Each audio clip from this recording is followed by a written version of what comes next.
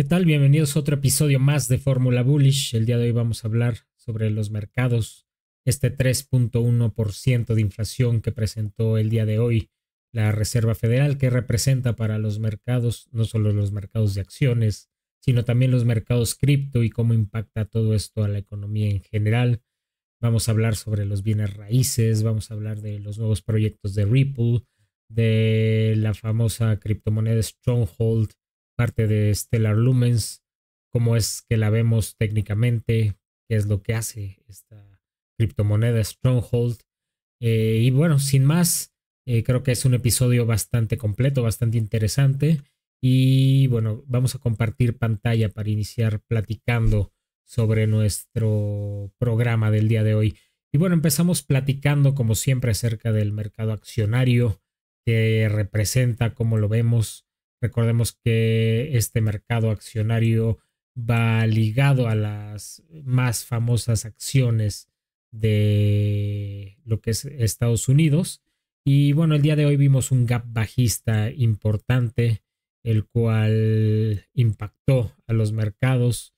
Los mercados estuvieron en rojo y fueron afectados por esta noticia de la Fed, en la cual nos habla de que la inflación cerró en 3.1% y deja entrever las preocupaciones que ya hemos platicado, ¿no? El tema de la deuda de Estados Unidos no se ha resuelto, existen 34 trillones de dólares pendientes de pago y creciendo.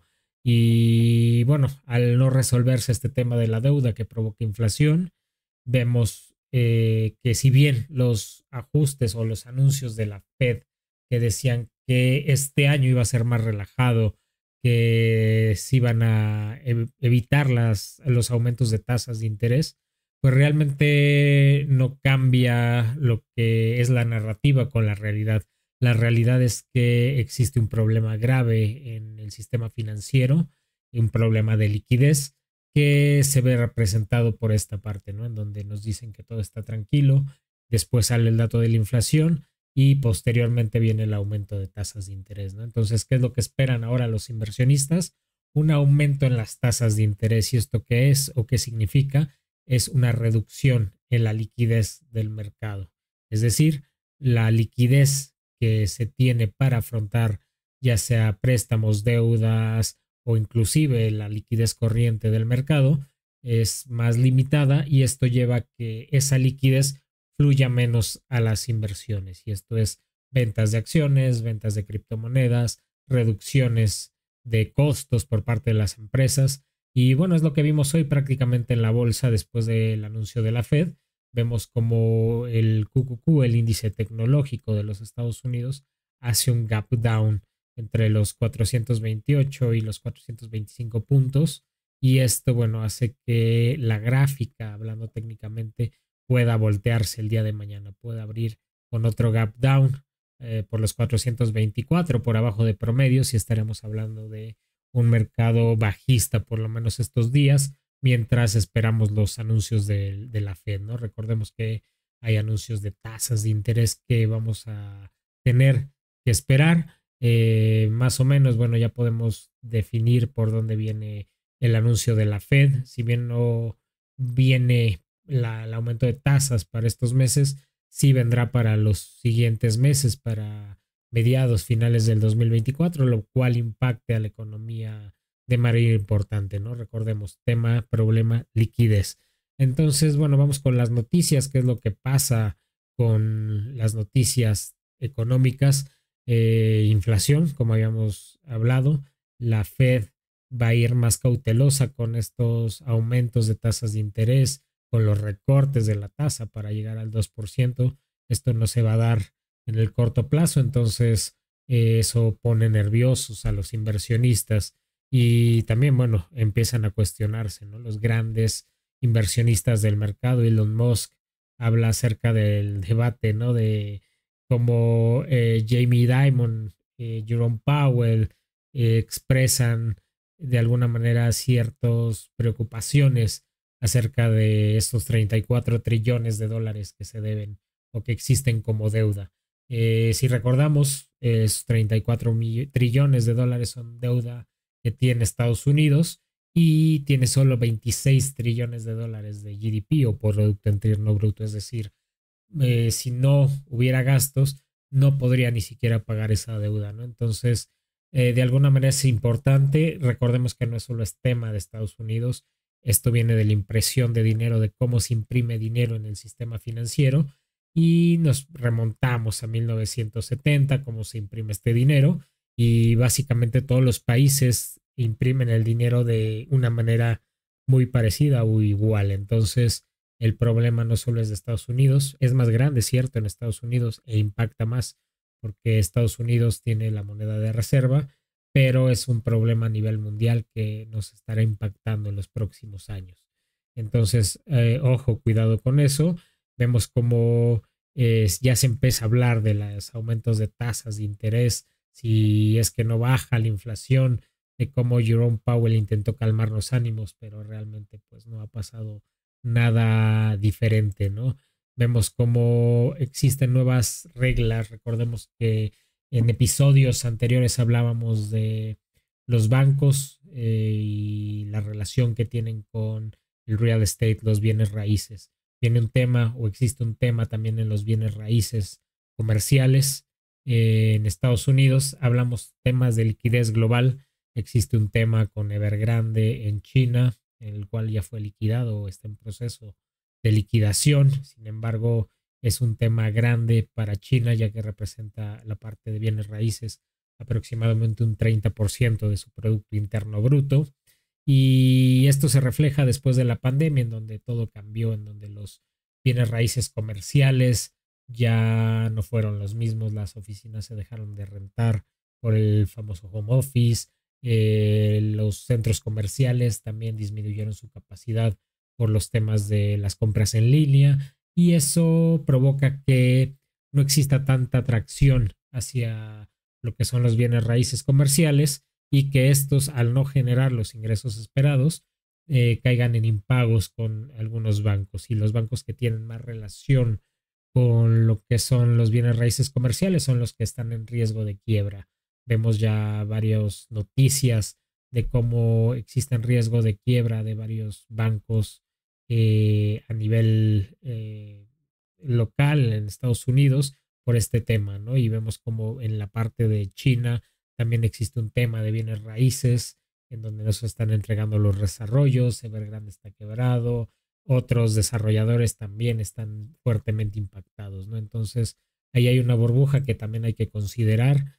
Si bien Jerome Powell nos dijo que este problema era manejable hace algunos días, hace 10 días, pues vemos que las noticias empiezan a empeorar, ¿no? Empieza a haber temas importantes de los bienes raíces. Creo que es algo que vamos a seguir viendo a lo largo de este año. Hay que tener cuidado con los bienes raíces, hay que tener cuidado con esta noticia, ya que puede desencadenar otras caídas, no solo de los bienes raíces, sino también del sistema financiero en general.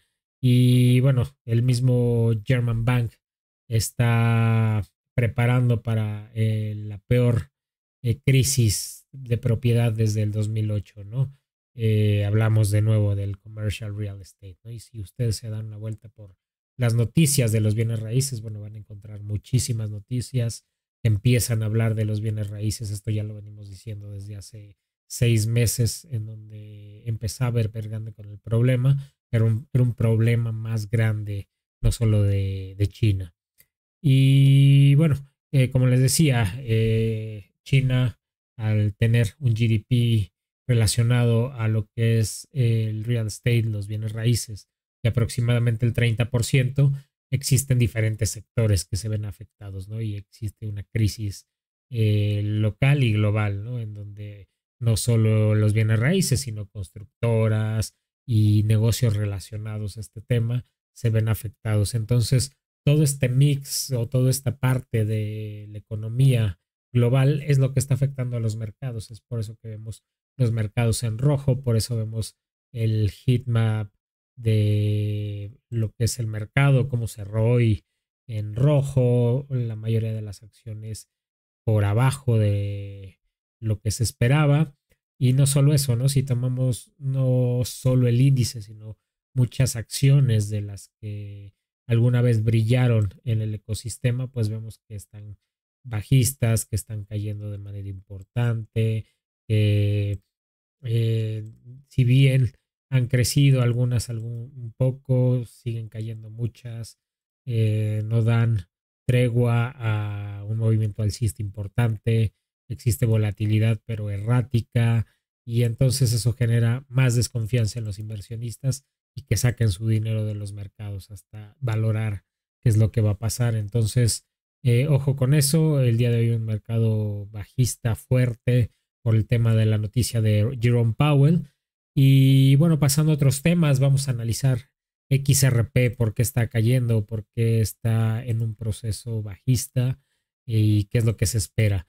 Y si mal no recuerdan, en periodos o en programas anteriores, habíamos visto que Ripple, aproximadamente desde el mes de julio del 2022, inició un ciclo alcista en una tendencia bastante definida alcista, en un canal alcista. Y este canal básicamente lo sigue respetando, si bien vemos que está en los 52 centavos, sigue respetando la línea amarilla, el canal debajo, el canal bajo de este formato. Y vamos a ver, yo creo, promedios o precios entre los 52 centavos y los 80 centavos a la alza, dependiendo de las noticias que existan. Mientras no rompe este canal alcista, creo que seguiremos fluctuando en esta parte. Y bueno, mientras no existan noticias o algo que incremente o que pueda incrementar los precios. Recordemos que viene el Bitcoin halving, lo cual puede llevar a todas las criptomonedas a un mercado alcista. Lo que convendría para Ripple es que llegue al máximo histórico y lo supere, para posteriormente, con las noticias que existan, podamos tener clear skies, le llamamos, que es que no haya resistencias a la alza. Entonces sería muy bueno que ese impulso llevara a Ripple a los máximos históricos para posteriormente crecer a otros niveles de precio. Y recordemos que Ripple es una criptomoneda de utilidad y actualmente necesitamos que el supply que está corriendo en el sistema sea mayor. Actualmente vamos en 52, 54%. Cuando esto llegue a 80, 90, creo que el precio es cuando va a empezar a verse de una manera importante.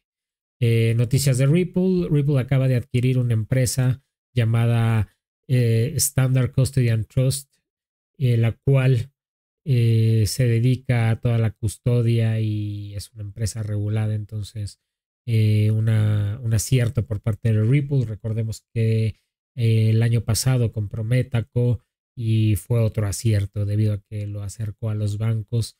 Esta adquisición, desde mi perspectiva, creo que va a acercarlo también a los bancos, va a acercarlo a un ecosistema regulado, el cual viene bastante fuerte, ¿no? No hemos visto la regulación, no hemos visto la definición, pero si Ripple logra definir la demanda por el mes de abril, nos vamos a ver que quizá Ripple o su criptomoneda XRP sea la primera criptomoneda regulada, y eso podría llevar a que las compañías empiecen a funcionar con Ripple y enciendan los motores. Entonces hay que estar muy atentos de esto, hay que estar muy atentos del precio.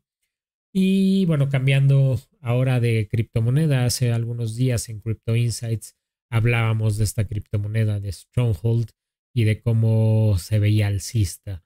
Y aquí, bueno, básicamente vamos a hacer un análisis básico de la gráfica, en donde estaba en Crypto Insights cuando hablamos por los 40 centavos. Y bueno, ha tenido un crecimiento brutal en los últimos días, llegó a 14.014 centavos de dólar, ¿no? Un crecimiento exponencial bastante fuerte. ¿Qué es lo que se espera? Bueno, yo creo que una consolidación por estos precios para después seguir creciendo esta criptomoneda relacionada a lo que es el ecosistema de Stellar Lumens. Va fuerte, se está viendo un fuerte movimiento alcista y solo es cuestión de esperar. Recordemos que hay que entrar de manera consciente, investigando y sabiendo cómo entrar en las posiciones para que no entremos o compremos en un precio demasiado alto. Entonces, ojo con eso. Básicamente, ¿a qué se dedica Stronghold o SHX? Básicamente es un ecosistema de pagos que está basado en lo que es el ecosistema de XLM o Stellar Lumens. Y bueno, vamos a ver mucha información en la página web, vamos a encontrar mucha información relacionada, pero básicamente, ¿qué quería resaltar aquí? Los productos que tiene van relacionados a las transferencias, a lo que es la parte del merchant financing o el financiamiento hacia las tiendas, el checkout de los famosos carritos de compras online, toda la parte de card processing o procesamiento de tarjetas de crédito, de débito, real-time payments, que son pagos en tiempo real. Entonces es todo un ecosistema de pagos que recordemos que si bien lo que creemos es que XRP va a ser un riel en donde corra todo el ecosistema financiero, estas criptomonedas, estos proyectos van a ser submarcas que existan en todo el ecosistema y apoyen al sistema financiero completo. Entonces, yo creo que muy acertada esta decisión de crear Stronghold. Se ve bastante interesante, sin ser ningún consejo financiero. Les recomiendo visiten su página, estudien el white paper para que conozcan más de qué se trata y puedan ver toda la infraestructura que tiene. Y bueno, cambiando a otros temas, los quiero invitar al workshop que viene de los 5 pasos de la libertad financiera. Es un workshop de 2 sesiones de 2 horas, de 1 hora y media. Empieza el próximo 20 de febrero.